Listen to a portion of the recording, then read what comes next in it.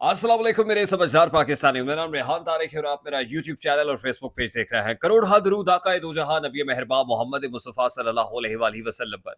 इस दुआ और इस उम्मीद के साथ इस व्लॉग का आगाज करते हैं कि अल्लाह रब्बुल इज्जत इस मुल्क के फैसला साजों के दिलों में समझदार पाकिस्तानियों के लिए नरमी पैदा कर दे। 190 मिलियन पाउंड केस की समात आज अडियाला जेल में हो रही है, जहां आपसे कुछ देर पहले बुशरा बीबी को बनी गाला सब जेल से इंतहाई सख्त सिक्योरिटी में अडियाला जेल पहुंचा दिया गया है।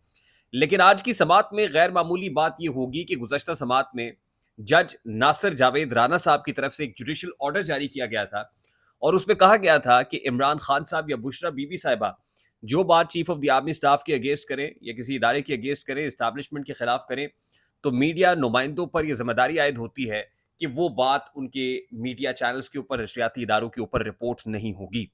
यानी एक कदगन लगा दी गई थी। अब आज इमरान खान साहब जो बात करेंगे, आज जनरल आसिम मुनीर साहब को मुखातिब करें या इस्टेब्लिशमेंट को मुखातिब करें या इदारों पर बात करें, रिपोर्टर्स तक तो पहुंचेगी और यकीनन सोशल मीडिया प्लेटफॉर्म्स तक भी पहुंच जाएगी, लेकिन मेन स्ट्रीम मीडिया के ऊपर ऐसे कोई भी रिमार्क्स नशर नहीं होंगे। अगर होंगे तो बसूरत दीगर जो मीडिया नुमाइंदे हैं, रिपोर्टर्स हैं, जर्नलिस्ट हैं या वो नशरियाती इदारा है, वो रिस्पॉन्सिबल होगा। अब इमरान खान या बुशरा बीबी के ऐसे रिमार्क्स आने से तो अदालत बार कर रही है। एक अदालत वो है जो एहतसाब अदालत है, जिसके जज नासिर जावेद राना साहब हैं, लेकिन एक अदालत इस्लामाबाद हाई कोर्ट है और लगता है कि इस्लामाबाद हाई कोर्ट ने ये ठान ली है कि अब वो प्रेशर बर्दाश्त नहीं करेंगे। वो प्रेशर के सामने आहनी दीवार बनकर खड़े हो जाएंगे। आज एक बड़े इंपॉर्टेंट केस की समात जस्टिस बाबर सत्तार की अदालत में हुई और जस्टिस बाबर सत्तार, जिस तरह मैंने आपको बताया था कि ऑडियो लीक्स का मामला टेकअप किए हुए हैं और ऑडियो लीक्स के मामले के ऊपर एक मुतफरिक दरखास्त आई थी जिसमें 4 इदारों की जानिब से जस्टिस बाबर सत्तार के इस केस की प्रोसीडिंग से मुतालिक या परसू करने से मुतालिक एतराज़ात उठाए गए थे और कहा गया था कि इस नौयत का एक फैसला पहले आया हुआ है और जिस बेंच ने ये फैसला किया है, ये मामला उसी को सौंप दिया जाए। तो आज इस मौके के ऊपर जस्टिस बाबर सत्तार ने ऐसे रिमार्क्स दिए हैं कि आज बैरिस्टर चौधरी एतजाज एहसन साहब जैसे जो सीजन्ड और सीनियर लॉयर हैं, उनको कहना पड़ा कि आपने मेरा कद 20 फुट ऊंचा कर दिया है। यानी उन्होंने रोस्टम पे आके, और एतजाज एहसन साहब इस केस के अंदर अदालत के मावन वकील हैं, यानी अदालत की मावनत कर रहे हैं।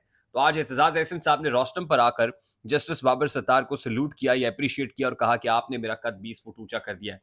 अब जस्टिस बाबर सत्तार ने इंटेलिजेंस एजेंसी से मुतालिक, खासतौर पे इन पर्टिकुलर आईएसआई से मुतालिक क्या कहा और फिर किस तरह वो एफआईए हो या पीटीए हो या आईबी हो, 5-5 लाख रुपए जुर्माना करके तौहीन अदालत की कार्रवाई इनिशिएट करने का इंदिया भी दे दिया है। और फिर अदालत को अंडरमाइन करने की कोशिश की गई।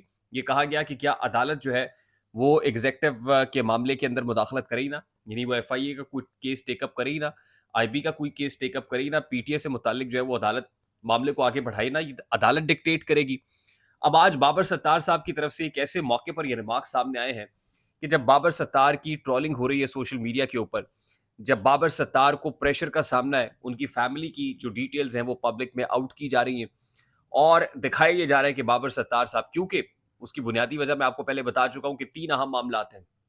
पहला मामला यानी ऑडियो लीक्स कमीशन का है। दूसरा ये कि आपने चीफ कमिश्नर इस्लामाबाद जनाब इरफान नवाज मेमन हो, एसएसपी हो या फिर एसएचओ हो, उनको मुअत्तल करके ब्यूरोक्रेसी के अगेंस्ट कार्रवाई क्यों की और फिर जाहिर है इस्टेब्लिशमेंट के हुक्मनामे के अगेंस्ट काम क्यों किया।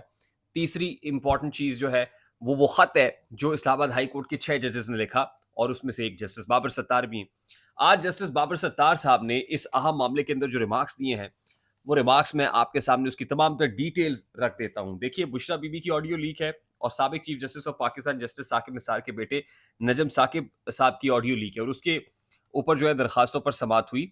बाबर सत्तार साहब समात कर रहे थे। आज अटॉर्नी जनरल मंसूर उस्मान अवान अदालत में पेश हुए। अदालती मावन चौधरी एतजाज एहसन भी अदालत में पेश हुए। 4 मुतफरिक दरखास्तें आई हैं। अब एतजाज एहसन साहब को जो हिदायत अदालत ने की वो ये कि 4 मुतफरिक दरखास्तें आई हैं, हम वो पहले सुन लें, आप तशरीफ रखें। एतजाज एहसन साहब को कहा मुतफरिक दरखास्तें दायर हुई हैं, पहले ये सुन लेते हैं। जस्टिस बाबर सत्तार कह रहे हैं, कहते हैं कि पहले तो मुतफरिक दरखास्तें तय होंगी। एफआईए ने केस दूसरी अदालत मुंतकिल करने की इस्तदा की है। एतराज़ है, एडिशनल अटॉर्नी जनरल कहते हैं, यानी एफआईए को एतराज़ है कि हाई कोर्ट के 6 जजेस ने सुप्रीम जुडिशल काउंसिल को खत लिख दिया है। जस्टिस बाबर सत्तार समेत 6 जजेस ने इंटेलिजेंस एजेंसीज की अदलिया में मुदाखलत का खत लिखा है। अब एफआईए ये रिजर्वेशंस रखती है, ये एडिशनल अटॉर्नी जनरल कह रहे हैं। जस्टिस बाबर सत्तार कहते हैं कि एफआईए का आईएसआई से क्या ताल्लुक है? क्या वो आईएसआई की प्रॉक्सी है? क्या एफआईए आईएसआई कब से हो गई? आईएसआई के मामले से एफआईए का क्या ताल्लुक है? ये खत एफआईए से किस तरह मुतल्लिका है? आपने मुतफरिक दरखास्त में लिखा है कि हाई कोर्ट के जजेस ने शिकायत की। ये शिकायत किस तरह है? जस्टिस रिटायर्ड शौकत सिद्दीकी ने इल्जामात लगाए, हम तो हिमायत कर रहे हैं। ये वो इल्जामात है जो जस्टिस शौकत सिद्दीकी के हैं, हम तो उस मामले को आगे लेकर चल रहे हैं। और फिर एफआईए का क्या ताल्लुक है आईएसआई से? हाई कोर्ट जजेस का खत आईएसआई से मुताल्लिक है, एफआईए से मुताल्लिक नहीं है। एफआईए का हाई कोर्ट के जजेस के खत से कैसे ताल्लुक है? ये बार बार इस्तफसार किया बाबर सत्तार साहब ने। कहते हैं क्या एफआईए का इस वाकये से कोई ताल्लुक है? खत में इंटेलिजेंस एजेंसीज का लिखा गया है, एडिशनल अटॉर्नी जनरल कहते हैं। क्या एफआईए इंटेलिजेंस एजेंसी है? जस्टिस बाबर सत्तार इस्तफसार करते हैं। एफआईए इन्वेस्टिगेटिंग एजेंसी है, additional attorney general Munawwar Iqbal. Justice Babar Sattar पूछते हैं क्या एफआईए का जज के घर कैमरे लगाने के मामले से कोई ताल्लुक है? जस्टिस बाबर सत्तार पूछते हैं कि हाई कोर्ट खत के किसी एक मामले से भी एफआईए का क्या ताल्लुक है? बादियों नजर में तो एफआईए का कोई ताल्लुक नहीं बनता, एडिशनल अटॉर्नी जनरल कहते हैं। फिर जस्टिस बाबर सत्तार कहते हैं कि फिर एफआईए केस ना सुनने की मुतफरिक दरखास्त कैसे दायर कर रहा है? हाई कोर्ट, सुप्रीम कोर्ट और सुप्रीम जुडिशल काउंसिल को खत लिख रही है। ये इदारे की इंटरनल कम्युनिकेशन है, इससे एफआईए का क्या ताल्लुक है? जस्टिस बाबर सत्तार कहते हैं कि ये तो अदालत ने अदालत को खत लिखा है या जुडिशल कमीशन को खत लिखा है, ये हमारी इंटरनल कम्युनिकेशन है, एफआईए कहां से ठेकेदार बन गया? फिर एडिशनल अटॉर्नी जनरल कहते हैं कि मैं बताता हूं कि दरखास्त दायर करने का मकसद क्या है। अच्छा, फिर रिस्पॉन्ड करते हैं बाबर सत्तार साहब कि ये मुतफरिक दरखास्त दायर करने का मकसद अदालती कार्रवाई को शर्मिंदा करना है।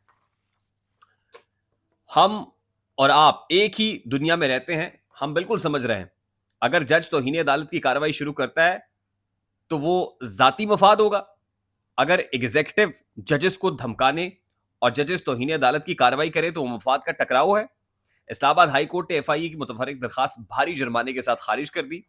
हम मुतफरिक दरखास्त 5 लाख रुपए जुर्माने के साथ खारिज कर रहे हैं। डीजीएफआईए ने दरखास्त दायर करने की मंजूरी कैसे दी? अब एक और सवाल आ गया कि डीजीएफआईए ने दरखास्त अप्रूव कैसे की? अदालत देखेगी कि डीजीएफआईए के खिलाफ तौहीन अदालत की कार्रवाई शुरू करनी है या नहीं। इस्लामाबाद हाई कोर्ट ने इंटेलिजेंस ब्यूरो के ज्वाइंट डायरेक्टर जनरल को जाती हैसियत में तलब कर लिया। इंटेलिजेंस ब्यूरो की मुतफरिक दरखास्त किसकी मंजूरी से दायर हुई? ये सवाल हुआ। Joint director general intelligence bureau से ने मंजूरी दी। उनका कोई नाम होगा, वालदैन ने कोई नाम रखा होगा, नाम भी बताएं। क्या अदालत आईबी और एफआईए के सारे केसेस सुनना छोड़ दे? अगर आपकी दलील मान ली जाए तो फिर तो हुकूमत के खिलाफ कोई केस सुनना ही नहीं चाहिए। इस्लामाबाद हाई कोर्ट ने पेमरा की मुतफरिक दरखास्त भी 5 लाख रुपए जुर्माने के साथ खारिज कर दी। इस्लामाबाद हाई कोर्ट ने पेमरा की मुतफरिक दरखास्त भी 5 लाख जुर्माने के साथ जो है वो डिसमिस की। हमारी सदा है, वकील पेमरा कहते हैं कि हमारी सदा है कि इसी अदालत का दूसरा बेंच पहले इस मुतल्लिका फैसला कर चुका है, इस बेंच को भेज दिया जाए। अच्छा, अदालत कहती है कि कौन सा कानून है कि एक जज ने एक फैसला दिया तो मुतल्लिका केस हमेशा वही सुनेगा? ऐसा कोई कानून नहीं, पेमरा की वकील ने कहा। फिर उसके बाद इस्लामाबाद हाई कोर्ट ने पीटीए की मुतफरिक दरखास्त भी 5 लाख जुर्माने के साथ खारिज की। अदालत चेयरमैन पीटीए और मेंबरान को शो कॉज नोटिस जारी करने से मुतालिक भी देखेगी, जस्टिस बाबर सत्तार ने कहा। अब जब ये सारा मामला हुआ तो बैरिस्टर चौधरी एतजाज एहसन साहब रोस्टम पर आए और उन्होंने कहा कि आपने मेरा कद आज 20 फुट और ऊंचा कर दिया है, और सताइश की जस्टिस बाबर सत्तार की। तो जिसको कहते हैं ना कि गल बद गई ये मुख्तारिया, यानी अदालत अब डट गई है, जजेस डट गए हैं। अब इसके बाद यकीनन ये खतरे की घंटी नहीं है तो क्या है? क्या इस्टेब्लिशमेंट इन जजेस के अगेंस्ट कोई संगीन कार्रवाई करेगी, कोई मिसकंडक्ट की कार्रवाई की जाएगी? और क्या अगर कोई ऐसी कार्रवाई होती है, सुपीरियर जुडिशरी यानी जस्टिस काजी फायजीसा की जुडिशरी इसको सपोर्ट करेगी या नहीं? ये मामला इंतहाई अहम है और इस अहम मामले के ऊपर कल एक बड़ी इंपॉर्टेंट समात होने जा रही है। लेट्स सी कि काजी फायजीसा, व्हाट काजी फायजीसा will do on this. I hope मेरी बात आप तक पहुंची होगी। अगर पहुंच जाए तो वीडियो को लाइक और शेयर करना मत भूलिएगा। चैनल पे नए तो चैनल को सब्सक्राइब कर दीजिएगा, बेल आइकन जरूर दबाइएगा। मुझे रेहान तारिक को इजाजत दीजिए, अपना बहुत सारा ख्याल रखिएगा। अस्सलाम वालेकुम।